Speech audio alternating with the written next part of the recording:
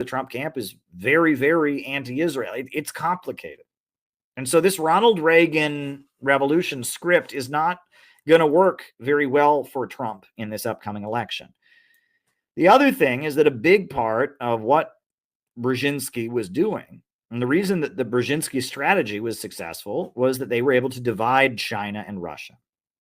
That was Henry Kissinger's big achievement, is that after the Soviet Union had cut off China, Henry Kissinger worked very, very hard to get the United States and China to normalize relations, to bring U.S. investment into China, etc.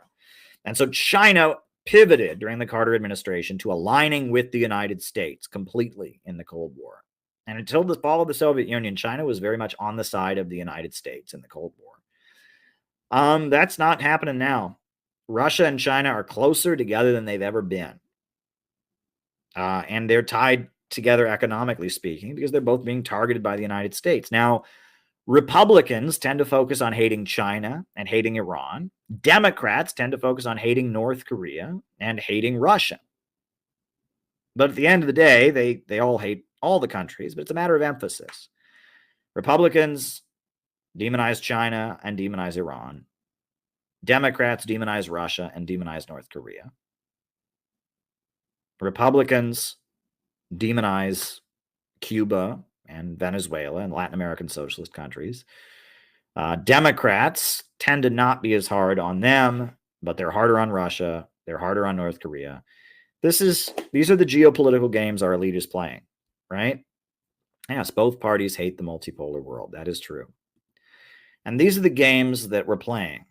But also, again, watch the Korean Peninsula. I've been telling you all that if you want to look for divisions in the U.S. ruling class, Donald Trump says he's going to start talks with Kim Jong-un again. The Wall Street Journal attacked Donald Trump for continuing to brag about his meetings with Kim Jong-un. Said, well, it didn't go anywhere. It wasn't successful. We know why it wasn't successful, because John Bolton sabotaged it, and so did Mike Pompeo, and both of them then betrayed Donald Trump. And then on top of that, we now know that, Sue May Kelly, the top ally of South Korea in the Obama administration and the Bush administration, a former CIA operative, has now been indicted as a foreign agent of South Korea.